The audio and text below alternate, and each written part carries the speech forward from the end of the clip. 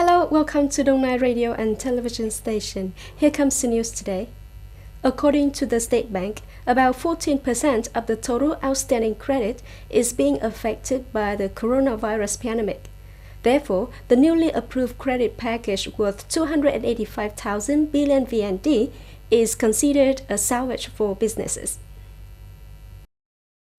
Textile enterprises of Ho Chi Minh City are not happy when they have enough input materials for production, so they have to take care of output because Europe and the US stopped importing for at least 2 weeks. Therefore, upon hearing about nearly 3,000 billion VND credit package recently approved by the government, businesses were eager to approach and consider this as a salvation through the epidemic. With businesses participating in the global value chain currently low, fear this supply chain will be interrupted at any time if the disease is complicated. Concessional loans are considered as an effective reinvestment resource, maintaining a long-term sustainable strategy, developing new products. The State Bank has instructed commercial banks to speed up the process of implementation, simplify procedures to support businesses in time. The passage of this credit package shows the government's great determination to help businesses damaged by the COVID epidemic will restore production. However, the demand for reinvestment capital is very low now. Credit growth in the first 2 months was only 0.1%. Therefore, in order for this credit package to be truly the end of the business, the bank needs to have a more effective and substantive approach. In the context of declining production and business activities due to coronavirus epidemic, promoting public investment is the solution to promote the growth of gross domestic product (GDP). According to the Ministry of Finance, from the beginning of the year to the end of February, the amount of public investment capital that localities and units have disbursed is nearly 35 billion VND, reaching 7.38% of the plan. This result, although doubling compared to the same period in 2019, has not reached the rate of over 10% as required. In fact, it is also necessary to recognize the positive movements when many ministries, branches, and localities soon allocated capital plans thanks to the law of public investment to allow for more thorough decentralization. The Ministry of Planning and Investment, as well as a number of line ministries, actively urge the investor to accelerate the construction and disbursement progress.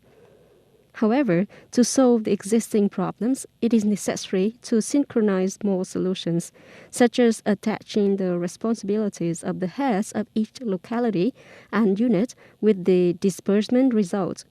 Resolutely do not fund projects that are unable to disburse. Transfer capital from congested projects to projects that are being implemented effectively. After several days of discussions, the U.S. Senate once again failed to pass an emergency bailout bill proposed by Senate Majority Leader Mitch McConnell in order to pave the way for pumping money to save the economy due to coronavirus epidemic. On March 19, Mr. Mitch McConnell proposed the aforementioned rescue package to deal with the effects of the coronavirus outbreak. The bill, if passed and enacted into law, would pave the way for the U.S. government to inject more than 1,000 billion USD into the economy as part of a program to help companies suffering from the COVID-19 epidemic. However, the bill was not passed when only 49 senators supported and 46 senators protested. This is the third support bill and the largest bill of the U.S. government to deal with COVID-19.